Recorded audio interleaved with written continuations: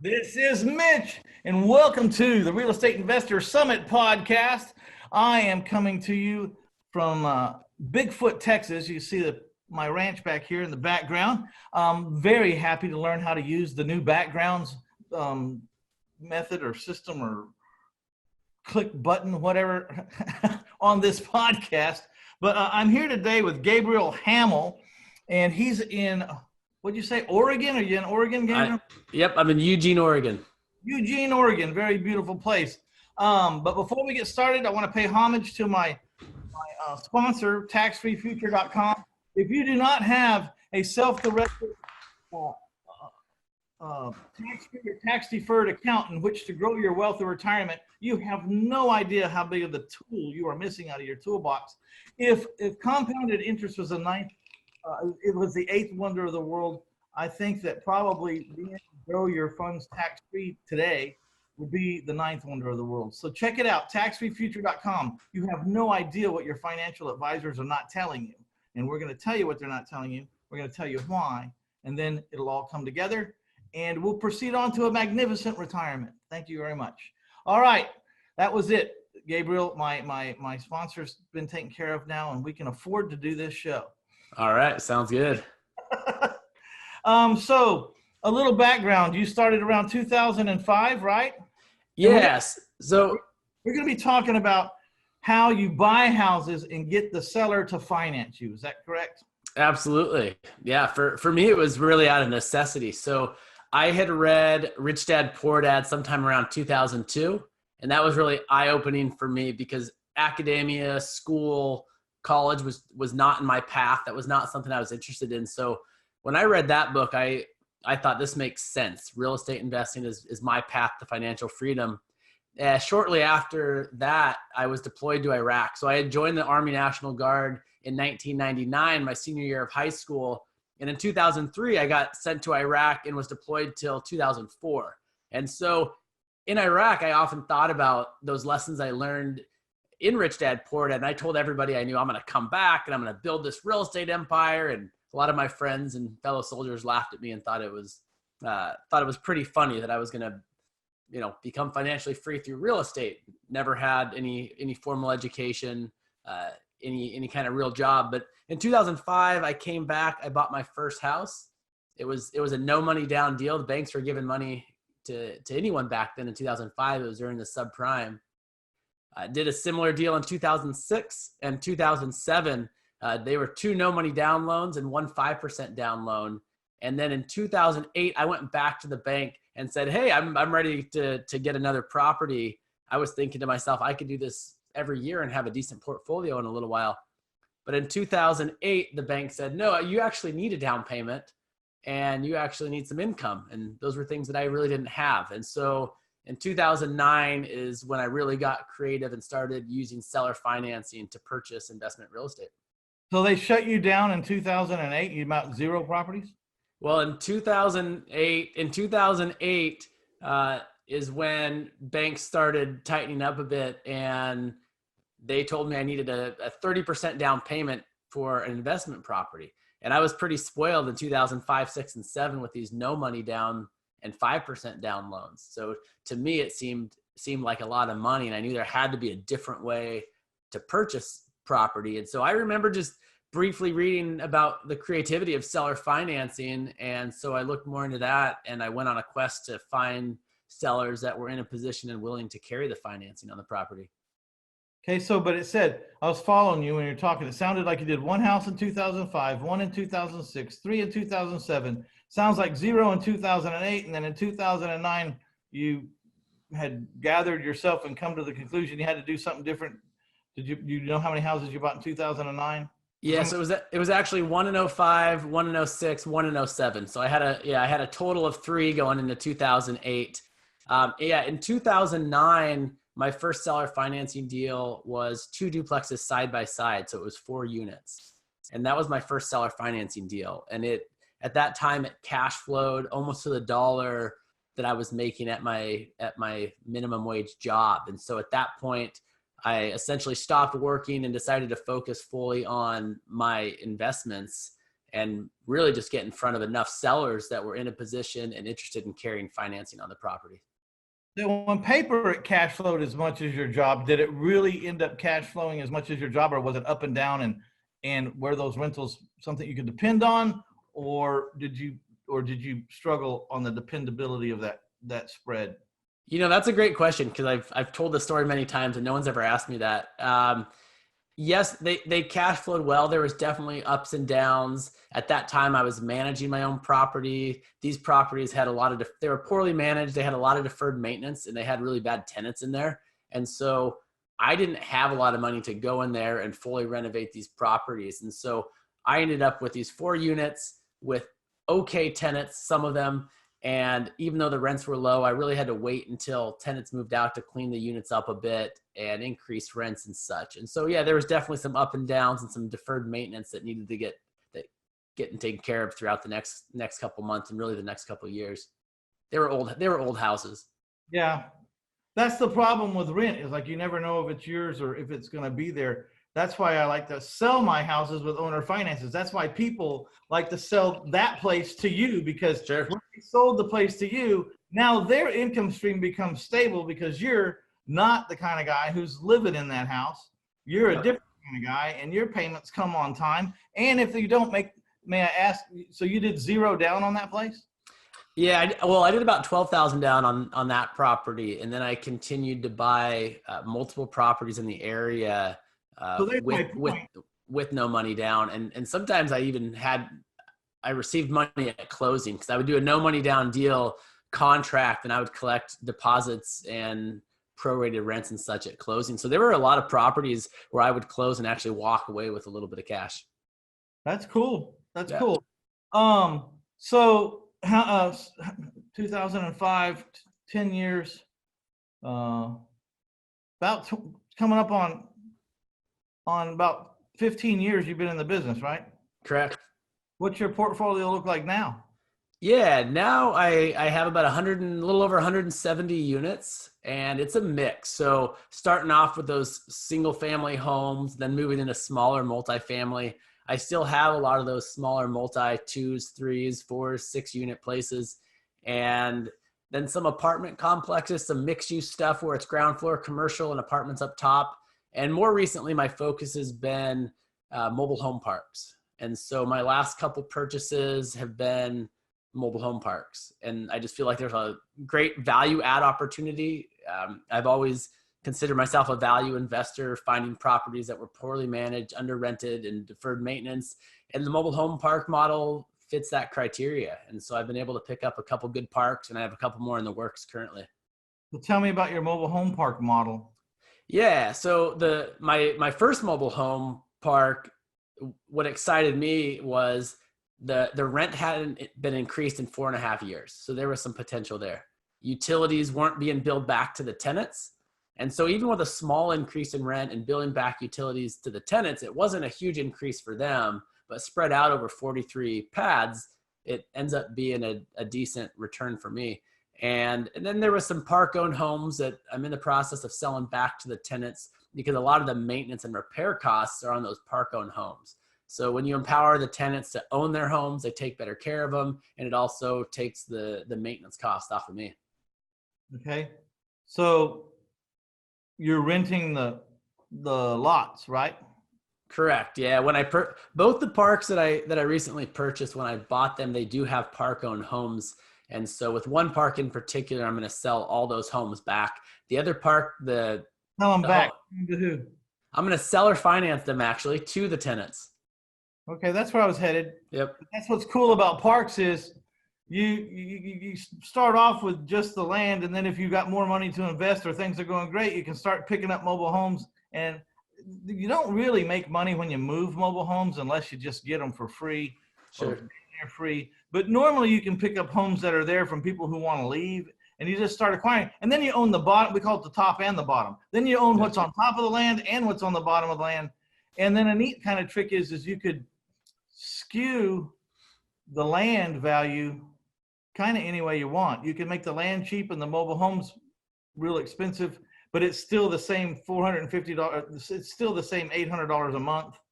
the 400 for the house and the 400 for the land, or you could make the land cheap for tax reasons, and you could just, you could just make the land $100 of that and $700 for the mobile home. I don't know how, but that's kind of extreme, but.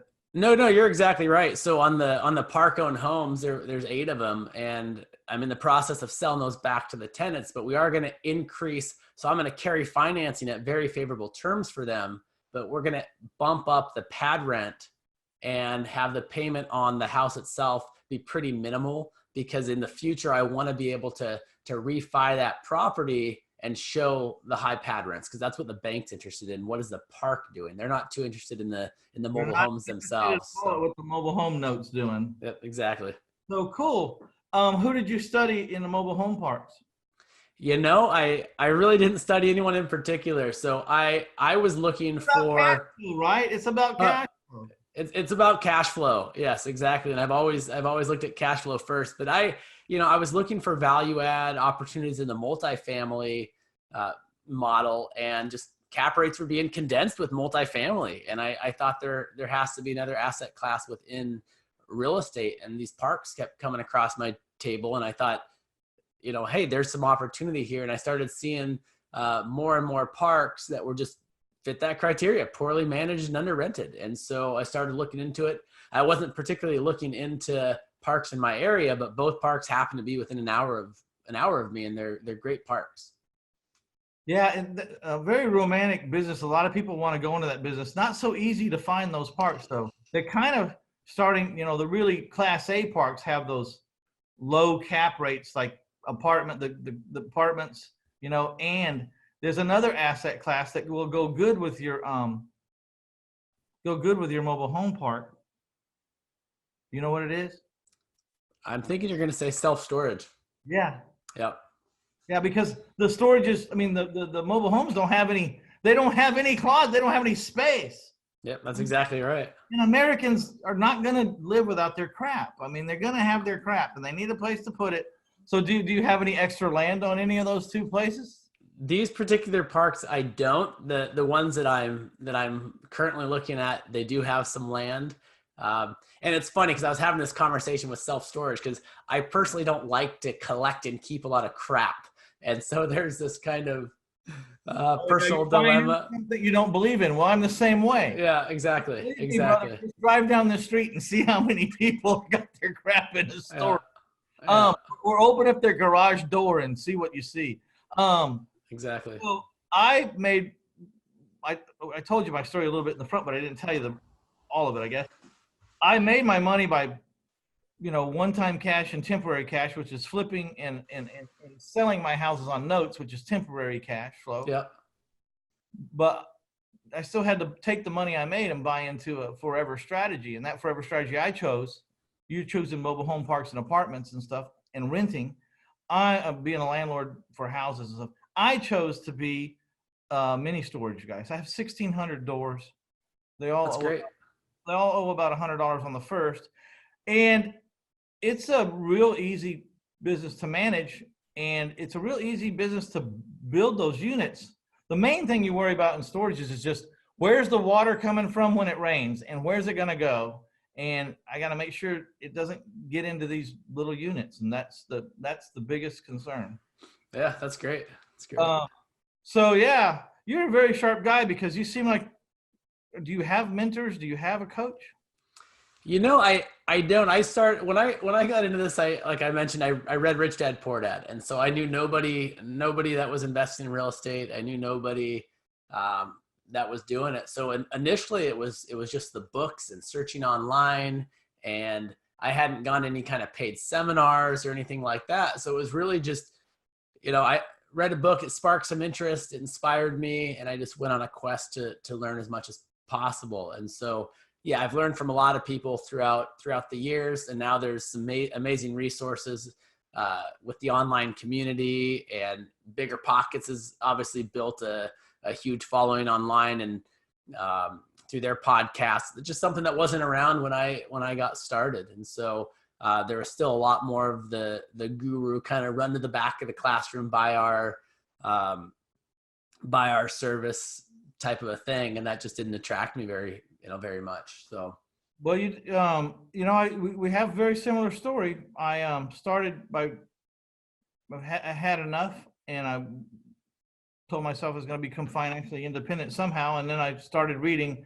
I read Rich Dad Poor Dad, but it was a little bit later in my career. I read Nothing Down by Robert Allen and Think and Grow Rich, which was kind of the book like your Rich Dad Poor Dad for me. Think and Grow Rich was telling me that I didn't need to have a degree or an education to become wealthy, because a lot of people in that book were mega rich and never even finished high school or had no education at all. That's So, also one of my favorite books. Think and Grow Rich is definitely one that has impacted my life in a positive way. by the way, that book is free now. It's gone all the way through its time that it could be copywritten. It's free. You can get a free copy at my website, 1000houses.com. If you want a free copy of Think and Grow Rich, I got a place you can get it sent to you, or download it. So let's talk about the negotiations of getting a seller to finance you the property. Can you go through that step? What's that look like? Yeah, so it's interesting. I would say one of the most common questions that I ever get is how do you talk a seller into, how do you convince a seller into carrying financing? And after I had bought a few properties using seller financing, I thought the same thing. How do I educate all these sellers on the advantages of carrying financing? Because I realized I was walking away from these deals where I was happy because the terms worked for me, but the sellers were also really happy because they had terms that worked for them. As you mentioned, they get this passive check every month. And so what I realized, instead of taking the time and energy to try to convince this huge market of sellers that there's an advantage to carrying financing, that my time would be more productive if I could just get in front of sellers that already understood the advantage of carrying financing. Because when I look back, every seller who carried financing already understood the advantage to be the bank and to collect that interest. And so I focused more on relationships and finding sellers that wanted to carry financing and just getting in front of enough sellers that were willing to carry financing. That way the conversation wasn't about trying to talk them into or explain this foreign idea to them. It was 100% about the property and the terms itself. And okay, so who are these people, and where do you find the people that understand seller financing? Yeah, so initially it was, I would literally just go on Craigslist and I was typing in keywords like seller financing, owner terms, seller terms, fixer, as is. And I was just, for sale by owner. And I would just cold call these owners and ask them, hey, are you interested in seller financing? And typically it was men and women in their 60s and 70s that had a few properties, and they were really good people who were just tired of managing properties. So usually they had another business or another job, but they had created a small portfolio of investment properties. And a lot of times they had purchased the properties 30 years ago and sometimes using seller financing to purchase it. So they already understood that value. This is brilliant. This is brilliant. One of the reasons I do a podcast, Gabriel, is because I used to think it was because I was going to help people. But what happens is, in the process of trying to help people get to where they're going, I learn a lot from people just like you. And that's brilliant. To go to the people that would already understand owner financing and ask them, do you have a property that you would like to owner finance me? Yep. Because I'm a great payer, I understand everything, but I need seller financing. And you probably had a lot of people sit down and think. You might have converted a lot of people that says, now's the time, maybe I should get rid of this stuff because I got this guy that wants to do it. Yeah, no, absolutely. And there were times where some of the sellers would say, yes, I'm interested, but not right now. And then they would get a tenant that wasn't paying or was just giving them a hard time, or a tenant would move out and the property would be a mess.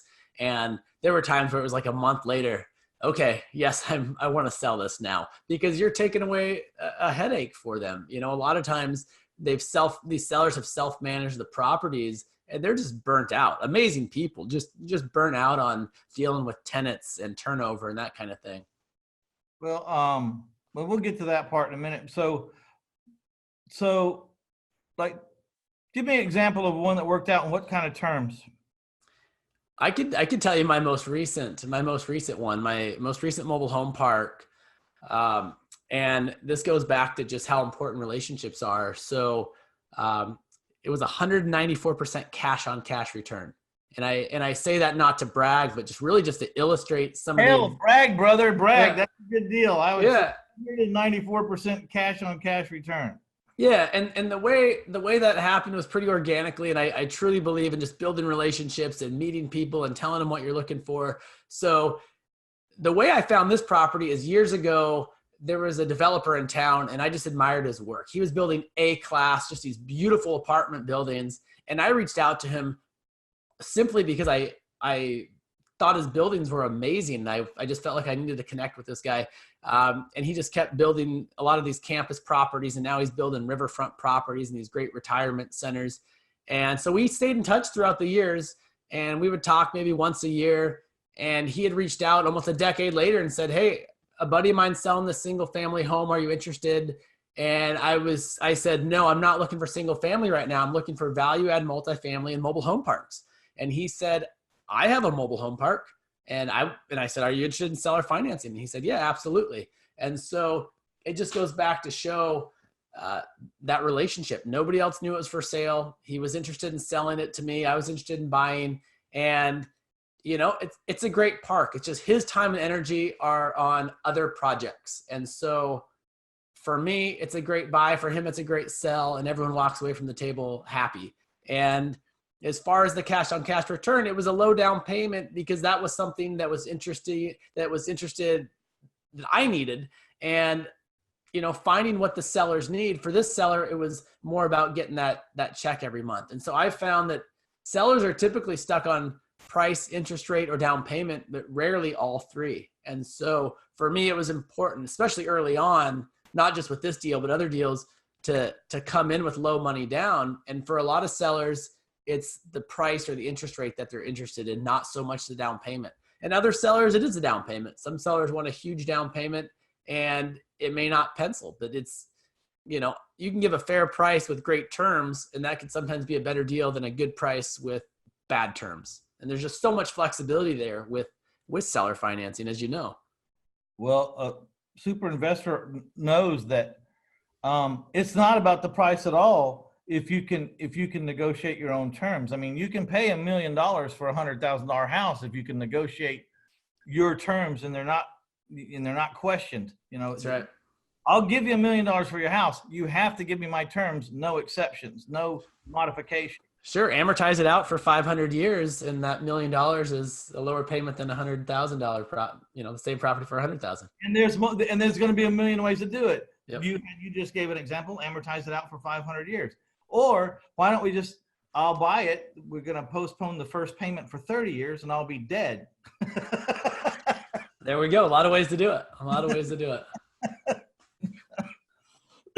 All right. So, what about, so I was really interested in this negotiation side, but you've taken most of the negotiation out of the negotiation process for this because you're just going to deal with someone who already knows that they want to move their property, but they don't want a lump sum because A, they don't want to pay a lot of tax. B, they want a steady flow of income, maybe just to pace themselves, Yeah, So, no, that's exactly right. And a lot of it is just finding, how to solve a problem for the seller. So a lot of times it's just asking a couple questions like, "Hey, how come you're selling?" They might say, "Oh, I'm just tired of dealing with tenants. I'm tired of dealing with the maintenance." But a lot of times it's just asking those basic questions. And then I just shut up and listen. And if I can create a scenario that solves the seller's problem and it's good, then there's some upside on my end. It's a true win-win. And so I walk away from the table more times than not where the seller is super excited to sell the property and be done with it. And I'm also excited because there's that upside. And so it's more about just finding out what the need of the seller is. And yeah, if they say they want an RV, they're selling $1 million apartment complex, they want an RV. Well, how much is an RV? Because that's what you got to do for a down payment. Well, what kind of RV do you want? Show me the one you would desire. Yep, exactly. Who's the dealer? Who sells this? Find out the price of that, Yep. Maybe, It's 100%. maybe better you negotiate a price on that RV because they might not be negotiators at this point in their life, or maybe never. The better price you negotiate on the RV they want, the less down payment you got to put down. Yeah, there you go. So management, you're not managing your own properties, are you? I'm not. So, yeah, I always factored in property management, but I managed my own properties up until I had 17 units. And I found real quickly that I enjoy putting deals together. I like the process. I like the result. I enjoy, working with people, and I just like that part of it, finding the deal and creating financing terms that are creative. But I don't like the property management side, and that's not where I'm strong. And so third-party property management is what I decided. At one point I thought about, do I open my own property management company? But for me, I consider my time the most valuable asset. And I didn't want to create a job for myself. I've never had employees. I don't want employees. I like to hire third party, and it's worked out real great. Yeah.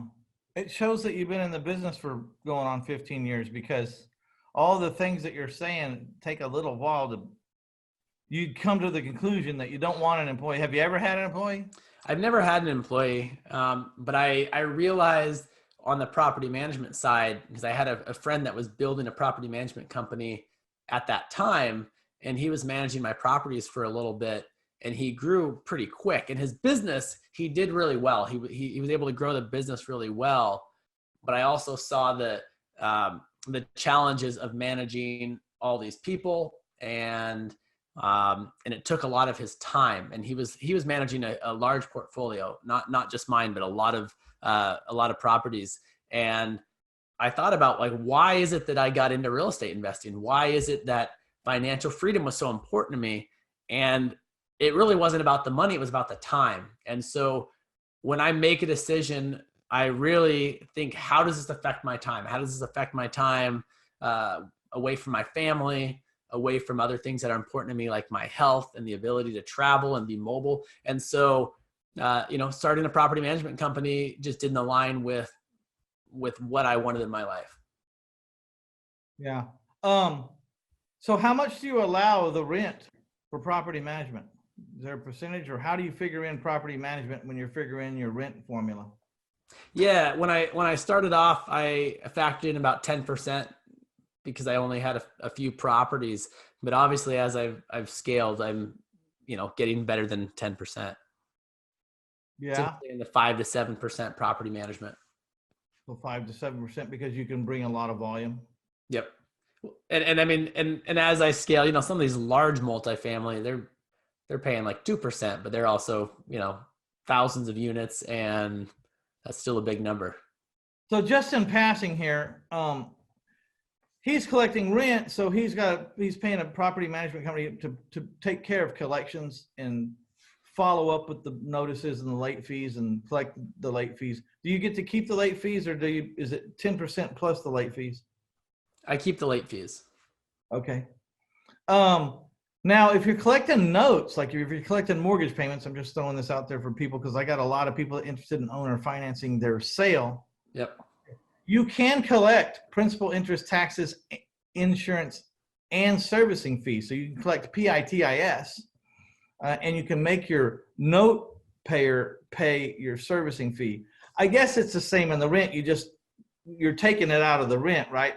But sure. It's a little more in addition to when you add the servicing fee to someone's principal, interest, taxes, insurance. And it seems like in rent, and correct me if I'm wrong, it's kind of taking it out of what you could have had, so. As far as the late fees and such, it's in addition. No, the mortgage, the management fee. Oh, the management fee. Yeah. What your maximum you can collect, because the maximum rent that you can collect is already a number floating out there in the air. Sure. And so your servicing fee comes out of that number. Ours is, principal, interest, taxes, insurance, and then we add the 35 on top. But it's probably still the same theory, because people can only still afford so much a month for a certain given property. So yeah, correct. And a good property manager, I feel like, and now I have a great property manager, and they're going to test the market a little bit because, and they're incentivized that, if they get a little bit higher rent, then yeah, their fees on a percentage basis, it's increased, right? So if they're renting it for a little bit more, they're going to make a little bit more. And so just them knowing the market and what tenants are willing to pay and can pay is definitely important. Have you been with your management company a long time? I've gone through a couple property management companies, and the property management company I have currently has done a great job. They actually they represented me on a few purchases on the broker side, and even though I don't sell many properties, they also represented me on a couple of properties that I did sell, and they did an amazing job there. And they were talking about starting a property management company, and we sat down and they just said, "Hey, what's worked and what hasn't?" And so as I started buying some properties, I turned them over to these guys to test them out, to see how they would do on the property management side. And I actually liked that they didn't come with, 20 years of experience and sometimes not great experience, because a lot of property managers aren't that great. And so I think as a property manager, it's so important to be able to know how to deal with people. I mean, you're dealing with owners and you're dealing with a bunch of tenants, and tenants, for the most part are happy, but when they're not happy, they're going to the property manager. And so I have been really happy with my current property management. They've done a great job from the get-go, and I want them to have much success as they go into the future. So you're offering to teach people how to negotiate seller financing, or how to get more properties with seller financing. So if you're a person out there, little tight on budget, haven't raised a lot of private money, certainly learning how to find properties that offer seller financing or more likely to finance you in the acquisition, then this would be a really great choice. I don't know anyone who specializes in that niche, and I've been interviewed. I think you're like interview number 330, and I don't know anyone who's like really taken on that particular little niche. Very interesting. Tell us about your teachings. Is it a course, a book, a download, or is it one-on-one, or how do you teach? Yeah, I do some coaching, and a lot of it's because people have reached out specifically wanting to know more about seller financing. And so, yeah, that is my niche. That's my bread and butter. That's not the only way I purchase properties. And so I really take a holistic approach. If there's someone that wants to work with me, it's one-on-one. I can do weekly calls or monthly calls. It really just depends on the person's need. And it's really just a holistic approach of what is it that this particular person is trying to do? What are their goals? There's some accountability stuff there, but it's really geared towards the individual. So I don't like to create this a broad program of any such, that I really want to connect with people individually. And I love talking about this. I truly enjoy helping people and adding value where I can. Okay, so I want you guys to go to, I got to think of a keyword here. Go to ariinvestorsummit.com/finance me. Finance me. And there we'll have all the contact information and specifics. You have an ebook out where you can download, where you wrote a chapter. It was written by Kyle Wilson. Kyle Wilson was Jim Rohn's partner for 18 years. And you wrote a chapter called Desire, Discipline. Now, the book is called Desire, Discipline, and Determination. And you wrote a chapter called You Can Have It All. Yep, that's right.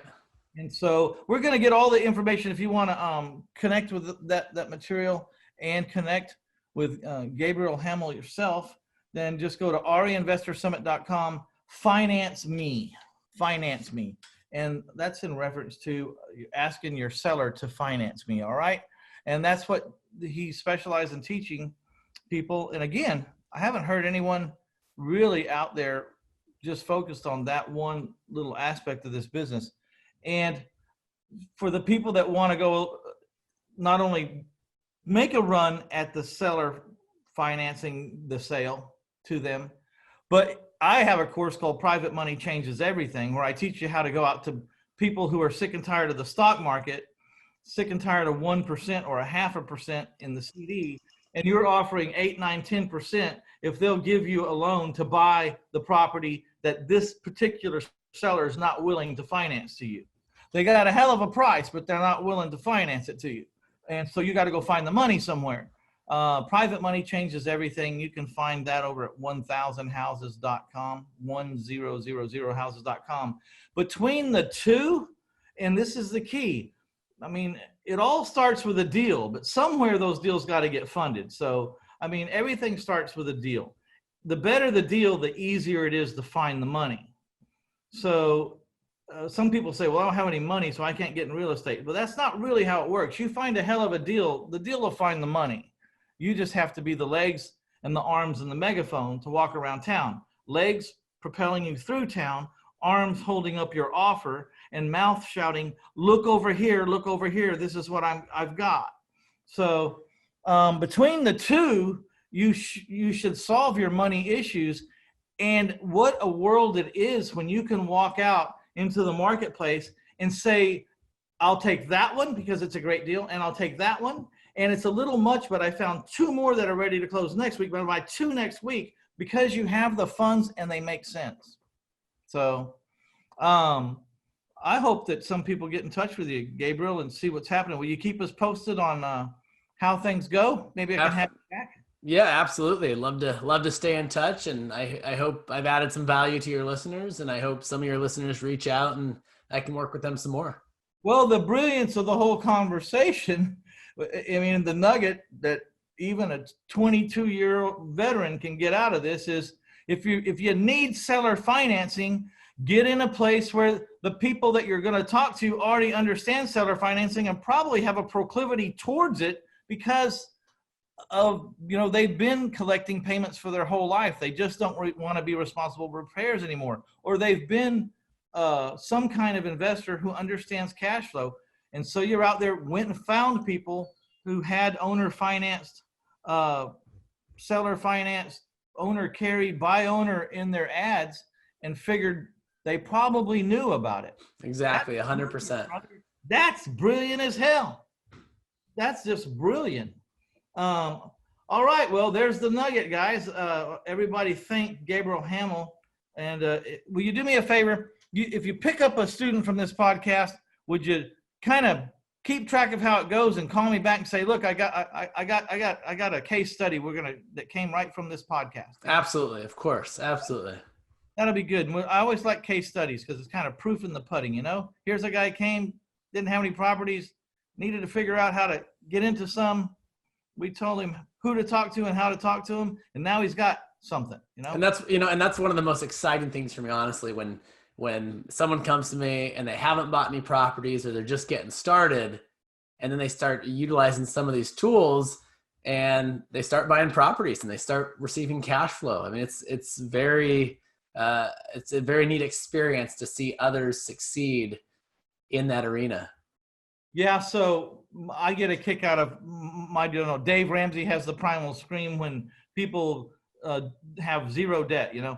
We do the primal scream around here when you tell your boss, when they tell their boss, they fire their boss. I no longer do services, boss. I'm out of here. So that's when I get a kick out of that. So that's really cool. You gotta have some kind of higher reason than just making money. Because just making money will get very empty very fast. That's right. That's foreign to people who don't have money right now. I know what I just said doesn't make any sense to you.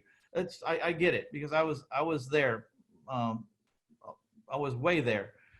But after you make a certain amount of money, money's not going to make anything any better anymore. You can make double that amount of money. It's not going to change anything. So there's got to be a higher reason to do things. 100% right. I agree with you. Spot on right there. Right.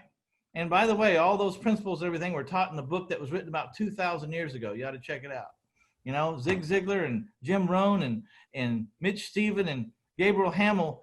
We're just talking about things that were principles that were written many, many, many, many years ago. We're just repackaging them, putting a different cover on it. And the good thing is no one cares if we share it and, because we're supposed to share it. That's right. what it's about, man. All right.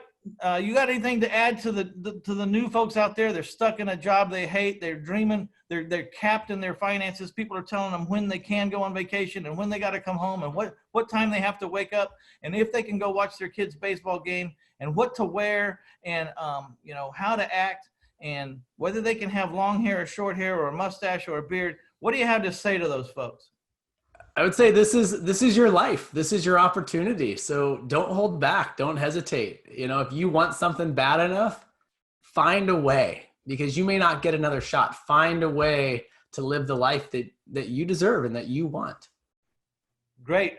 Because if, a lot of people say, well, money's just not been my thing. Well, how do you expect to collect finances and collect money if you don't study it? You have to study it. That's what we're doing right here. He's offering you a chance to study a certain aspect of money and how to originate or get the power to leverage someone else's money. And I'm on this podcast 2 times a week, trying to bring different ideas to you out there listening who's struggling in the finance department. If you are, here's another way that you could get free from this. Here's another way you could get free from this. If you want to learn about how to do this way, here's a guy that's been doing it, 170 units and became financially free. So that's all I'm trying to do. I don't care which one you pick. Pick me, pick him, pick someone else. Just one thing though, word of caution. Do some research on the guy that you want to pick if they're asking exorbitant amounts of money or big amount of money, or even if it's just expensive to you. Just do some research. Make sure this guy is doing what he's teaching. Make sure he's doing it right now, still, with a slight possibility of someone who's done it so often they don't have to do it anymore, but still knows. And then make sure that person is the kind of person that you want to be on and off the field. Try to figure that out, because, it'll really help you connect in a deeper level if you're kind of the same person going in the same direction. That's right. 100% right there. That's what I got to say, brother. I really appreciate you being on. Do you ever get to San Antonio? I have never been to San Antonio. I've been to Austin and Dallas once, but never San Antonio. You got a pencil and paper over there? You got a pencil and paper? I do. Write down 210 669 669 669-4020. That's my personal cell phone. You get All the right. San Antonio, call me. All right, will do. Maybe you'll have a tea or a beer or a bourbon right there at that table with me. All right, I will send you a message when we get off this recording so you have my number. All righty, man. Thanks a lot. Hey, thank you. Appreciate it. This is Mitch Stephen with the Real Estate Investor Summit podcast. I'd like to thank my sponsor, taxfreefuture.com.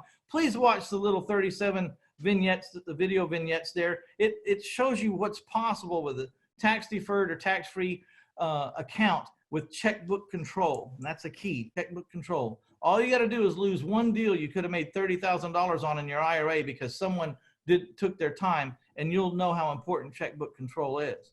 Ask me how I know. Ask me how I know. Taxfreefuture.com. You will not believe what your financial advisors are not telling you. Okay, we're out of here.